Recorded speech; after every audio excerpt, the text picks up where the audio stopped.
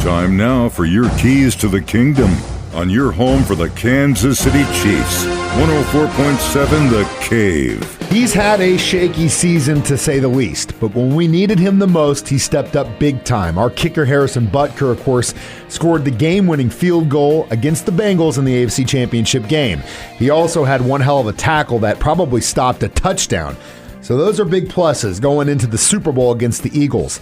Hopefully he can come up big for us again on Sunday.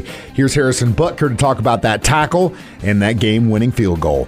That might have been the first where if I didn't make the tackle, it could have been a touchdown. I think it was maybe Jalen Watson that maybe would have gotten him as well, but just glad that we were able to cover him and give our defense a chance to stop the Jaguars. But glad my face mask made him trip.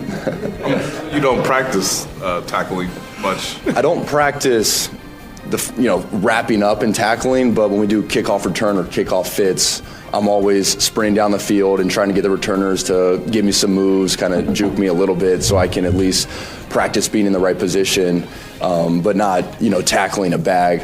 I don't do a lot of that. When we lost to the Bengals last year, we lost on a Sunday, I don't know if it was a Saturday or Sunday game, but I was kicking that Thursday.